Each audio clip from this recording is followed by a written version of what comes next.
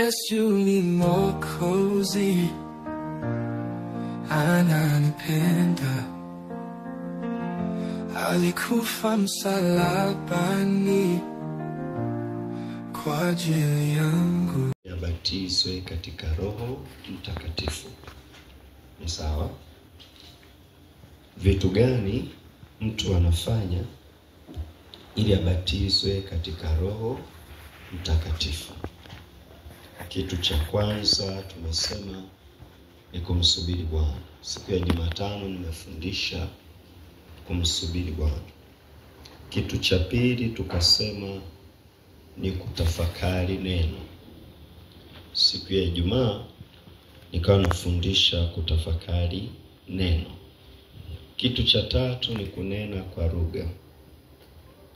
Leo ndo nataka nifundishe kunena kwa lugha. Kitu cha nne ni kufunga na kuomba, au maombi ya kufunga na kuomba. Nitafundisha huko mbele. Lakini kitu cha tano ni kutii neno la Mungu. Kutii neno la Mungu. Kwa nitafundisha pia kutii neno la Mungu. Amen. Jina la Bwana Yesu libarikiwe. Kwa hiyo katika ubatizo wa Roho Mtakatifu Jumapili nilikuwa nafundisha hapa maana ya ubatizo wa Roho Mtakatifu. Tulikuwa na vitu kadha wa kadha vya kuelezea, na nikasema watu wa Mungu, nakumbuka kwamba wengi wetu tumekwamia kwenye kunena kwa lugha. Sawa? Wengi wetu tunaposema ubatizo wa Roho Mtakatifu tuna utafsiri kama kunena kwa lugha. Kwa hiyo watu wakipata neema wakaanza kunena kwa lugha, wanasema imekwisha. Sawa? Kumbe umeona sasa hapa ninaanza kufundisha mtu akinena kwa lugha anaenda kubatizwa katika Roho Mtakatifu. Hiki ni kipengele kimoja hapo. Sawa? Mtu akinena kwa lugha anaenda kubatizwa katika Roho Mtakatifu. Kwa sasa angalia haya mazingira ambayo kama tulikuwa tunamsubiri Bwana, nimesema sana kumsubiri Bwana. Na somo tayari liko YouTube. Amen. Kutafakari neno, nimesema kwa kina kutafakari neno. Sawa? Somo liko YouTube. Sawa? Ninaenda namba 3, kunena kwa lugha. Na ninatamani nikufundishe leo kwa kina habari za kunena kwa lugha. Sawa? Sio tu kwamba nena haya anza kunena, hapana. Nataka nikufundishe kwa kina, kwa upana. Kunena kwa lugha maana yake ni nini? Sawa? Aina za lugha, kwa sababu kwenye kunena kwa lugha tunapata kitu kinaitwa aina za lugha. Nataka nifundishe aina za lugha pia wakati nafundisha kunena kwa lugha. Lakini kuna watu pia wanakuwa na maswali. Wengi tukiwa kanisani sisi tulioamini huwa tunakubaliana tu kirahisi. Kunena kwa lugha ni Roho Mtakatifu anasema. Lakini tukienda huko nje kuna mtu anasema ni mapepo hayo. Kuna mtu anasema ndio mnatakiwa kunena lakini hamtakiwi kunena wote. Sawa? Siku moja nilikuwa naangalia TV nikamkuta mtumishi wa Mungu mmoja anafundisha. Anasema hao wanaonena wote lika linga shandara wote hao kanisa lote wananena, yote ni mapepo hayo. Yote ni mapepo. Biblia inasema wakinena wanene 2 au 3, wengine wanyamaze. Mbona wao wananena wote? Sawa? Yuko kwenye TV anafundisha na Watanzania wote wanamtazama, wanaotazama TV. Sawa? Walikuwa wamefungulia ile channel, walikuwa wanamtazama, wanamuona. Kwa hiyo nikawa ninatamani hata ningepasua kile kioo nimwambie sio hivyo mtumishi. Sasa na mimi nilikuwa naangalia kwenye TV. Yaani nitamani ningekivunja kile kioo afu niongee naye pale. Nimwambie wewe bwana, wewe sio hivyo, unapotosha Watanzania wewe. Sawa? Sasa hata ukipasua kioo mkutie, si unajua unapasua TV yako tu alafu wengine wa jirani wanaendelea kumtazama bali, ila wewe umefanikiwa kupasua ya kwako. Jina la Bwana Yesu libarikiwe. Kunena kwa lugha maana yake ni nini? Kunena kwa lugha maana yake ni nini? Hii usisahau. Somo letu linaitwa ubatizo wa Roho Mtakatifu. Usije ukasahau. Hii ni subtopic katika ubatizo wa Roho Mtakatifu. Hivi ni vipengele, ni subtopic. Sawa? Kama vile tulikuwa tunasoma kwenye topic zamani tulikuwa tunasoma history, sawa? Sasa historia mimi sijasoma sana. Sawa? Tulikuwa tunasoma labda kitu kama civics, uraia. No, sasa civics sasa nayo itanisumbua. Physics. Sawa? Physics. Tulikuwa tunasoma kuna topic inaitwa expansion. Sawa? Huko zamani expansion is current electricity, sawa? Heat zilikuwa ni topic zile. Sasa ukichukua ile topic ukasema heat, kuna vipengele vidogo vidogo tulikuwa tunajifunza pale ambavyo vinatengeneza ile topic yenyewe. Sawa? Tulikuwa tukichukua topic inaitwa classification, tulikuwa tunasoma biolojia. Classification tulikuwa tunasoma kwenye classification, kulikuwa na kingdom animalia, kingdom nini. Sawa? Unakumbuka kingdom plantae, kingdom what. Lakini topic inaitwa classification. Kwa hiyo sisi topic yetu inaitwa ubatizo wa Roho Mtakatifu, lakini subtopic ni vitu gani sasa tukifanikiwa kuvikusanya mwishoni tunaenda kubatizwa kwa Roho Mtakatifu. Cha kwanza tukasema tukiweza kujifunza alafu tukafanya. Sio tu tukaishia kujifunza. Tukajifunza alafu tukafanya. Kumsubiri Bwana. Tukamaliza tukaanza kutafakari neno. Tukajifunza na tukafanya. Tukamaliza tukaja kujifunza kunena kwa lugha. Tukimaliza kujifunza tukafanya. Na ndio maana kimaliza kufundisha hapa lazima tunene leo kidogo. Sawa? Hatuwezi tukumaliza hapa tunasema nimemaliza kufundisha kunena kwa lugha. Nikimaliza kufundisha tunanena kidogo. Tukifika jioni asante Yesu, tusipofika asante Yesu. Jina la Bwana libarikiwe. Angalia sasa, wakati ninafundisha nasema kunena kwa lugha maana yake ni nini? Kunena kwa lugha, unasema uliwahi kunena kwa lugha, tunamaanisha nini? Ninanena kwa lugha, namaanisha nini? Sawa? Anasifiwe. Kunena kwa lugha ni Roho Mtakatifu anaishi ndani ya mtu, anazungumza kupitia kinywa cha yule mtu. Kunena kwa lugha ni Roho Mtakatifu ambaye anaishi ndani ya mtu, sasa anaanza kuzungumza kupitia kinywa cha yule mtu. Nilifundisha siku ya kwanza nikasema pindi mtu anapookoka, zawadi anayoipata anampata Roho Mtakatifu. Nilifundisha siku ile kabisa Jumapili, nikawa ninafundisha ya kwamba tazama nasimama mlangoni nabisha. Nikasema pindi mtu anapookoka, Roho Mtakatifu anaingia ndani yake. Na kama Roho Mtakatifu ni Mungu halisi, na Mungu sifa mojawapo ya Mungu anasema sifa mojawapo ya Mungu anasema. Kwa kama Roho Mtakatifu ni Mungu na anayo sifa ya kwamba anasema, tumejifunza haya kwenye Biblia. Sawa? Roho Mtakatifu akamwambia Filipo, kisoma Matendo ya Mitume sura 8 mstari wa 29. Roho Mtakatifu akamwambia Filipo, lisogelee hilo gari. Kwa Roho Mtakatifu anasema, Roho Mtakatifu anazungumza. Kwa kama Roho Mtakatifu anasema, ameingia ndani ya mtu, ndani ya binadamu, ambao Biblia inatufundisha kwa uzuri, inasema au amjui ya kuwa miili yenu imekuwa hekalu la Roho Mtakatifu, au amjui. Wakorintho wa kwanza sura ya 3 mstari wa 16 anasema hivyo, au amjui. Sawa? Lakini Wakorintho wa kwanza 6:19 anasema kwamba miili yenu imekuwa hekalu la Roho Mtakatifu. Kwa hiyo mwili wangu sasa, Roho Mtakatifu anakaa ndani yangu. Na Jumapili wakati nafundisha nilikuwa na yale makopo yale, na tamani lile somo mtu akaliona lile. Sawa? Yale makopo nilikuwa nasema huyu ni mtu, huyu ni Roho Mtakatifu. Sawa? Sasa angalia, tunachukua huku. Sasa roho ya mtu inaungana na Roho Mtakatifu. Ndio Biblia inasema yeye aliyeungwa na Bwana amekuwa roho moja naye. Kwa roho yangu imepotelea ndani ya Roho Mtakatifu. Roho Mtakatifu alipoingia kuishi ndani yangu.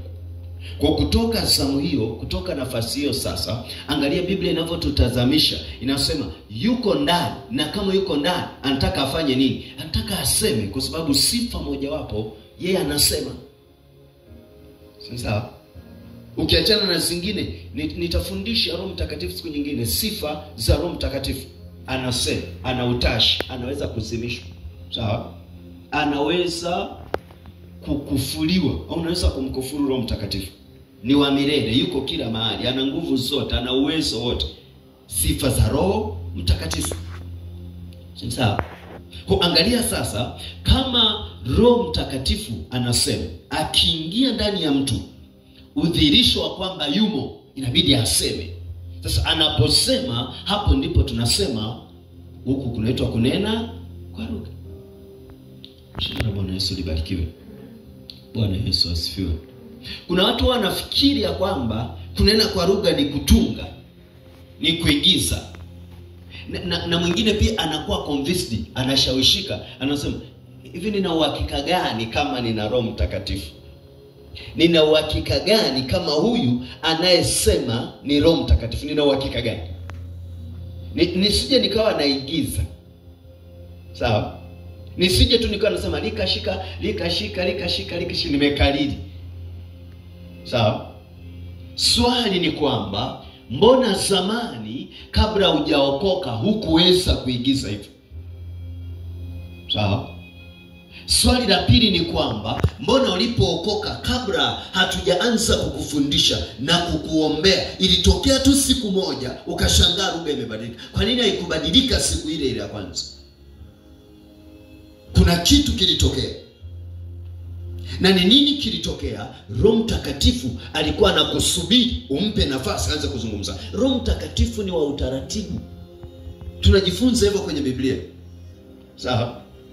Ukisoma Korinto wa kwanza sura 14 mistari ya 27 kule chini, ndiko ninakwenda kufundisha.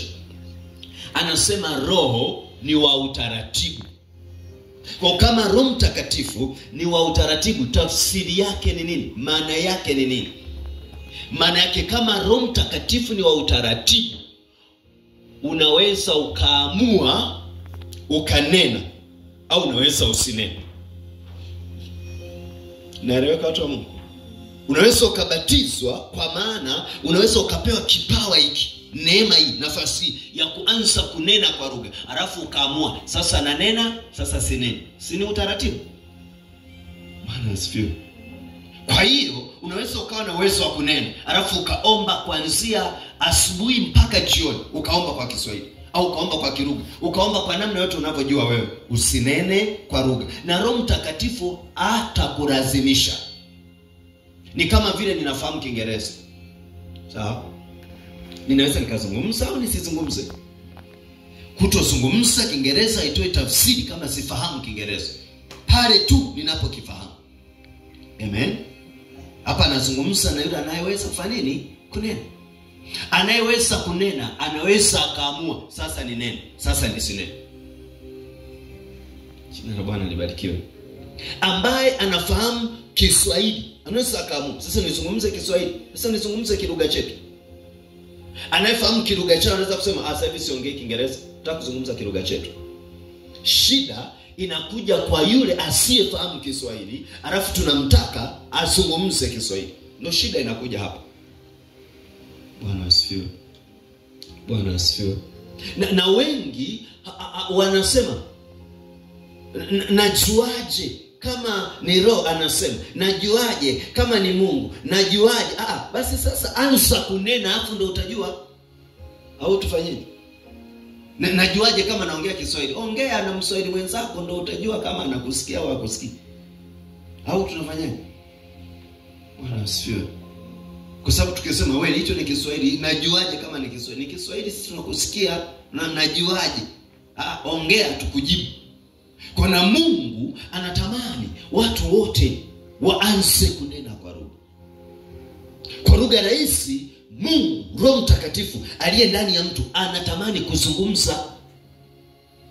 Jina la Bwana libarikiwe. Wewe watu Mungu, haji mtu ambaye ana kitu cha kufanya anakuja kwako alafu afanye, anatulia tu. Anapotulia anajisikia vibaya kwa sababu hakuja kutulia, alikuja kufanya jambo fulani. Haji Roho Mtakatifu ili azungumze, alafu anafika kwako ananyamaza kimya, anajisikia vibaya kwa sababu amekuja ili azungumze. Yesu asifiwe. Jina la Bwana Yesu libarikiwe. Bwana asifiwe. Kwa kunena kwa lugha ni Roho Mtakatifu anazungumza kupitia kinywa cha mtu. Na hiyo ni ishara moja wapo. Usisahau moja wapo. Bwana asifiwe. Maana yake ziko zingine ya kwamba Roho Mtakatifu anaishi ndani yako. Ishara moja wapo. Ishara zingine ni udhihirisho wa tunda la Roho. Pendo, amani, furaha, utu wema, uaminifu, uvumilivu, upole, kiasi, fadhili. Sawa? Unapokuwa na upendo, unapokuwa mpole, unakuwa mwaminifu, unakuwa na fadhili, unakuwa mvumilivu na kiasi, tunasema Roho anaishi ndani ya huyu. Ndio maana nasisitiza moja wapo. Kwa usije ukafikiri ya kwamba tukinena tu kwa lugha basi sasa imekwisha. Tunasema ishara moja wapo kwamba Roho yuko ndani. Jina la Bwana Yesu libarikiwe. Bwana Yesu asifiwe. Nisaidie kuandika hivi. Ninaweza nikanena au naweza nisinene pale ambapo nimeshaanza kunena. Ninaweza nikanena au nisinene pale ambapo nimeshaanza kunena. Naweza nikanena au naweza nisinene pale ambapo nimeshaanza kunena. Tafsiri yake ni nini? Pana hiari hapa katikati. Sawa? Pana hiari. Na huyo ndio inamfanya Mungu kwamba Mungu wetu sisi hawi dikteta. Kuna hiari, unaweza ukaamua kuokoka, unaweza ukaamua usiokoke. Unaweza ukaamua kufunga, unaweza ukaamua kula. Unaweza ukaamua kwenda ibadani, unaweza ukaamua usiende. Mungu hata kulazimisha. Mungu atakachokifanya ni kukutazamisha faida ya kile ambacho anataka ukifanye. Anakutazamisha faida. Alafu wewe unaridhia au usiridhie. Kwa hata pia anayenena kwa lugha, Mungu anatutazamisha faida. Atakuwa anazifundisha hapa faida za kunena kwa nini? Kwa lugha. Ili mtu ajue faida, alafu baadaye aamue nazitaka hizo au sizitaki. Kwa sababu tunaweza tukasema ukifanya biashara hii utapata hiki hapa. Mtu anasema hicho nitakacho ukipata hata sikihitaji. Sio sawa? Bwana Yesu asifiwe. Bwana Yesu asifiwe. Ukristo, ninaanza na te Ukristo. Sawa? Ukristo sio dini. Dini ni nini? Dini ni mpango wa watu kumtafuta Mungu. Sawa? Wokovu ni nini? Ni mpango wa Mungu kuwatafuta watu. Sawa? Mungu alileta wokovu. Luka 19:11. Kwa kuwa mwana wa Adamu alikuja kutafuta na kuokoa kilichopotea. Alipoleta wokovu sasa akawapata watu, kwa sababu alikuja kuwatafuta watu akawapata. Alipowapata, Biblia inatutazamisha akawapa jina wafuasi wangu, disciples of Christ. Hakuwaita wa Kristo. Sawa? Bwana asifiwe. Yesu hakuwaita wale watu wa Kristo. Alikuwa anawaita wafuasi. Na hata watazamaji hawakuwaita kina Petro wa Kristo. Hata watazamaji waliwaita wanafunzi wako. Si tumesoma kwa pamoja Biblia kwenye Injili? Mathayo, Marko, Luka, Yohana. Sawa? Matendo ya Mitume inatutazamisha waliitwa Wakristo kwanza Antiokia. Wakristo, jina la Ukristo ni jina ambalo wako watu ambao walipowatazama wanafunzi wa Yesu baada ya Yesu kuondoka, wakaona wale watu wana tabia kama za Yesu. Wanavyofanya wanafanya kama Yesu. Matendo yao, tabia zao, maisha yao, watu wakaanza kuwatania kwanza. Wakasema Makristo hao. Usifikiri kwamba walikuwa wanaitwa Wakristo. Walikuwa ni jina la utani. Walikuwa wanawatania ni Makristo. Makristo wanafanya kama Yesu. Yaani Yesu alikuwa anafufua wafu, Petro alikuwa anafufua wafu. Sawa? Bwana asifiwe. Bwana asifiwe. Nafundisha nini watu wa Mungu? Kunena kwa lugha. Sawa?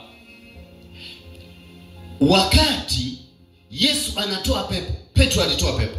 Waliopooza, Yesu alikuwa anawarudishia uhai mwili uliokufa. Kupooza maana yake mwili umekufa. Yaani roho bado imo ndani ya mtu, lakini mwili umekufa. Ndio tafsiri ya kupooza.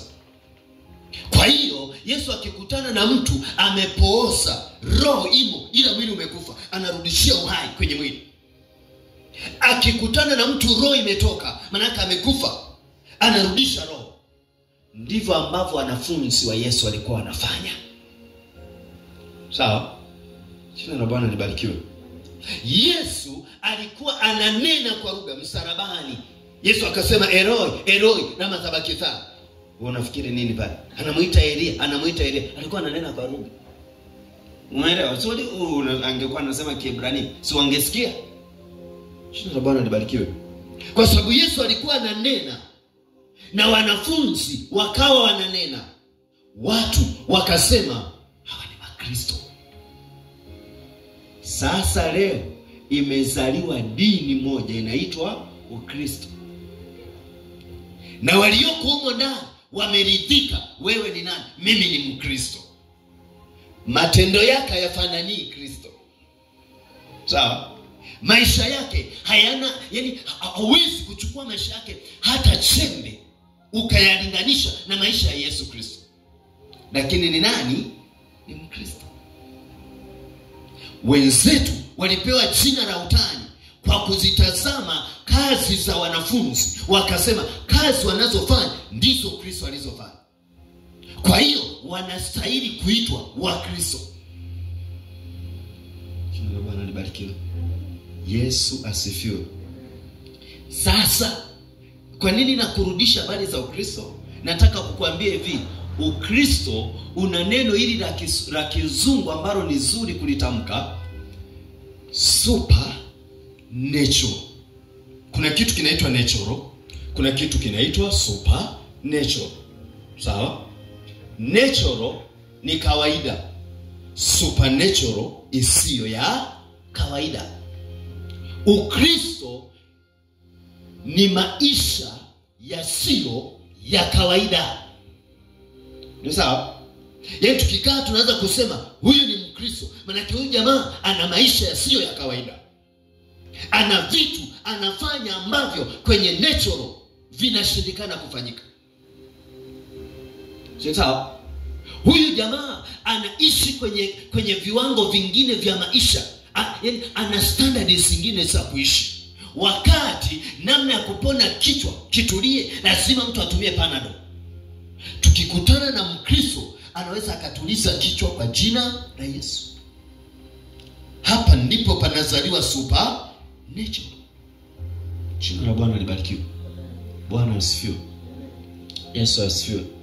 Lugha rahisi ya kujua lugha fulani ni kukaa darasani na kujifunza ile lugha. Sawa? Ni kukaa kwenye kabila fulani ukajifunza ile lugha. Hiyo ni natural. Supernatural unapata lugha ambayo haujawahi kukaa chini ukajifunza.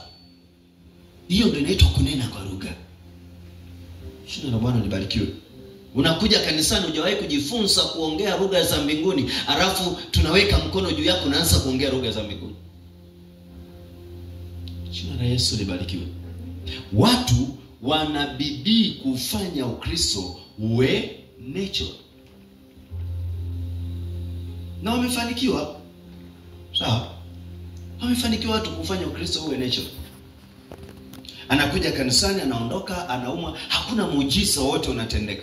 Hakuna kiziwi yeyote anasikia. Hakuna kipofu yeyote anaona. Hakuna mtu ambaye hana meno yanaota. Hakuna mtu ambaye anakuja hapa ana kansa inamwacha. Hakuna mtu anakuja amefungwa na mapepo anamwacha. Hakuna mtu anakuja huwa wanakufa kabla ya nyakati zao, alafu anatoka mchungaji mmoja anakomesha ile chain ya watu kufa kabla ya nyakati zao. Hakuna. Wapo kanisani wanasema wameokoka, lakini bado maisha yao yanafanania wale ambao hawajaokoka. Wamefanikiwa kufanya Ukristo uwe natural. Lakini kusudi la Mungu, Ukristo haupaswi kuwa natural. Ndio maana anawekeza hivi vitu, kunena kwa lugha. Ndio maana analeta kunena kwa lugha. Hizi zote ni bidii. Analeta ubatizo wa Roho Mtakatifu. Mungu ajaishi ndani yetu. Ili weje? Ili tusio watu wa kawaida. Sababu watu wa kawaida hawana Mungu ndani yao. Wanatoka nyumbani kwao wanaenda kumtafuta Mungu kanisani. Wanatoka nyumbani kwao wanaenda milimani. Na unafanya nini? Nimeenda kumtafuta Mungu. Kwenye supernatural tunaenda mlimani, tunaenda na Mungu. Tunarudi nyumbani kwetu, tunarudi na Mungu. Tunaenda sokoni, tunaenda na Mungu. Tunaenda darasani, tunaenda na Mungu. Hiyo ni supernatural. Bwana asifiwe. Kwamba hiki kijamaa, hiki kiveso hiki kimebeba Mungu ndani. Sawa? Sio kama nikija kanisani na kutana na Mungu hapa, na kuja na Mungu hapa. Ndio maana tukienda kwenye huduma, unafika kwenye huduma, watu wamekazana, njoo shuka Bwana, shuka Bwana, shuka Bwana. Ashuke kutoka wapi? Hivi unaelewa? Unamshusha Mungu kutoka wapi? Mungu anaishi ndani yako, unamshusha kutoka wapi? Bwana libarikiwe. Unajua usipojifunza vizuri unaweza ukapata changamoto. Unaweza tukafika mara fulani, hapa Bwana hapa naona hapa wakuu wa anga wametanda sana. Wametanda wana mahusiano gani na kutanda kwao na Mungu kuja kwenye ile ibada? Shida ni wewe usipoenda kwenye ile ibada. Ila ukienda maana yake Mungu ameenda na wewe, kwa sababu anaishi ndani yako. Mnaelewa ninachofundisha? Bwana asifiwe. Jamani, mnaelewa? Bwana Mungu, Baba nimekuja, njoo tena. Yaani wewe umekuja na Mungu hapa, umefika umesimama hapa, unaanza tena kumwambia Mungu, Mungu nimekuja, njoo tena. Haje kutoka wapi? Unaye ndani. Yaani ukikanyaga anakanyaga kupitia miguu yako. Ukinyoosha mkono ananyoosha kupitia mikono yako. Ukitazama anatazama kupitia macho yako. Kwa nini? Anaishi ndani yako. Ile inatoa confidence ya kwamba ukiniambia simama ubiripo injili hapa, unahitaji pako ukajifungia chumbani. Kujifungia chumbani ni maisha. Hatujifungii kwa sababu tumeambiwa kutoa neno. Sasa tunajifungia kwa sababu hayo ndio maisha yetu. Tunataka tuwe karibu na nani? Na Mungu. Wenzetu wamelala usiku, sisi tuko macho. Wenzetu wanakula, sisi tumefunga. Hiyo ni maisha yetu sisi. Sio event, sio tukio. Sasa Bwana asifiwe. Kwa hiyo nakuwa busy huko, ninaenda kwenye chumba cha mtihani, mtu kadondoka pepo pale, unaona bado dakika 15. Hebu ngoja nishughulike naye kwanza. Rakabosha kamachie huyo kwa jina la Yesu, bado dakika 10. Atoki jamani, endelee naye niende kwenye chumba cha mtihani kwanza. Utakuta sawa. Taka tutubu kwanza, una akili nzuri. Mtu anaumwa, mtubu nini? Badala uishi maisha ya toba, wewe unatubia kufukuza mapepo. Na nasikia ameombewa na watu wengi haponi, kwa hiyo sasa tufunge na kusali siku 3 tuombe rehema. Una akili nzuri, rehema za kumponya mtu. Bwana libarikiwe. Yesu asifiwe. Batimayo kipofu, mbona Yesu alimponya tu, alimwombea rehema pale. Alimuuliza unataka nini? Nataka kuona. Basi ona. Akamwambia wewe omba wewe. Nahitaji rehema sana. Batimayo nikuombee rehema kwanza. Sasa leo ni zamu ya toba. Alafu kesho wakati narudi naingia Yeriko. Sawa? Wakati narudi kesho. Leo nakuombea rehema. Wakati narudi kesho nitakufungua macho. Pale. Jina la Bwana libarikiwe. Ukristo ni supernatural. Kwa hiyo lazima, ili tuje kuona kwamba Ukristo ni supernatural, lazima viingie vitu visivyo vya kawaida kwenye Ukristo. Cha kwanza, lazima Mungu aingie ndani ya mtu ili mtu aseme mimi ni Mkristo. Sio tu lazima ujiunge na The Holiness and Holy Spirit Church. No. Hamna. Ili ni dhehebu tu kama madhehebu mengine. Si sawa? Jina la Bwana libarikiwe.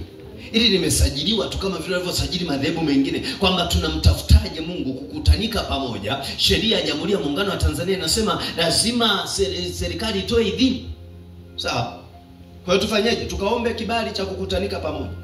Lakini hata tusipokutanika, ndani yetu Mungu yupo. Sawa? Tunajuaje sasa? Kimoja wapo nimesema, tukikutana tunaanza orababoshaka rika ramamusanda rababosaika rika rababosa. Umezoea tunasemaga kwa jina la Yesu, kwa jina la Yesu, salamu Maria umejaa neema, Mungu yuna. Sisi tukikutana tunabadilisha lugha, rika rababosaka. Kuna mahali fulani ukiomba watu wanakutazama vibaya. Umeelewa? Kuna mara fulani unataka mtu afe, unamkazia macho, namuua huyu kwa jina la Yesu. Hamna. Unazaraka boshanda rababosaira rika moshanda rababosi, na yeye mwenyewe unayemwombea afa anaitika amen. Sijui unaomba vitu gani? Sawa, nyinyi ni raha kunena kwa lugha nyinyi. Ngoja niwafundishe pole pole. Sawa, ni raha nyinyi mjajua. Sawa, yani unakuwa unamsemelea mtu kwa Yesu pale, anahisi kwamba una business nyingine. Wewe umekazana kusema Bwana, huyu ndo ananirogaga, huyu ndo anaharibu vitu vyangu, Bwana shughulika naye. Na yeye anasema anaomba vizuri, naomba vizuri na kuombea mabaya. Wewe uelewi. Sawa, wewe hujaelewa. Shukuru Bwana libarikiwe. Supernatural. Yani tunazo namna ambavyo tukija tuna kitu ambacho wale natural hawana. Sisi ambao ni supernatural tunacho. Sawa? Shukuru Bwana libarikiwe.